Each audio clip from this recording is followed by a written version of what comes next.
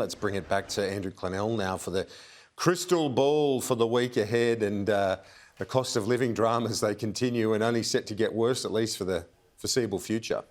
No doubt about it, Kieran. It's all eyes on the Reserve Bank on Tuesday in terms of an interest rate rise. I expect an increase of 0.4 to 0.5 basis points, really putting the heat on homeowners in an attempt to slow down inflation. And we heard Peter Dutton before. It's all about the cost of living for him from opposition and about winning people in the regions and suburbs. And I heard you talk to Graham about that earlier. Just wanted to point out one thing here, Kieran. Some of those seats he might want to win in the suburbs, like Werriwa and Corangamite, have margins at the moment of 5 to 7%, whereas the richer seats, Higgins, Wentworth, North Sydney and the like, Kooyong, they've only got margins of 2 to 3%. So I just don't think it's that black and white if you want to get re-elected from the Liberal Party's point of view.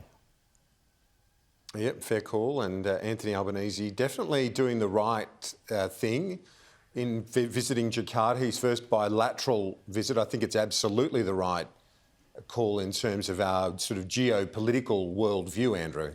Another quick visit, again with Foreign Minister Penny Wong and a business delegation from Sunday to Tuesday. As well as visiting Jakarta, he will give a speech at Makassar, a port city with a Dutch colonial 17th century fort. This is the second international trip in just 3 weeks in office for Albanese, with more to come this year. Not surprisingly, he's sending Deputy Richard Marles to the Commonwealth Heads of Government meeting at the end of month in Rwanda. And Parliament, it's a bit of a wait, but back at the end of July.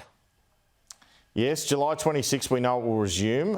It will be 2 straight sitting weeks initially, with the first legislation to set up the range of bodies Anthony Albanese promised at the election, including the National Reconstruction Fund and Jobs and Skills Australia.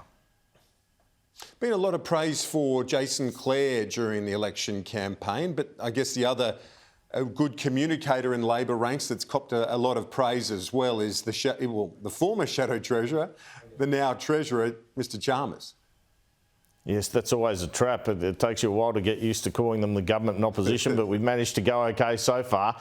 But look, I just wanted to show this rich bit of praise for Jim Chalmers from the former New South Wales Premier and Foreign Minister Bob Carr, a pretty good communicator himself.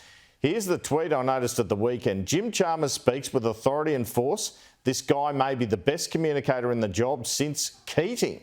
Well, Jim Chalmers is a good communicator, but I wonder what Peter Costello would make of that, let alone Scott Morrison and Josh Frydenberg, Kieran. Exactly. Good point. Good pick up too there from Bob Carr. Some praise for Treasurer Chalmers. Appreciate that, Andrew. We'll see you during the week, and we'll have full coverage from Jakarta tomorrow. Our reporter Trudy McIntosh on the ground in Indonesia, travelling with Prime Minister Albanese.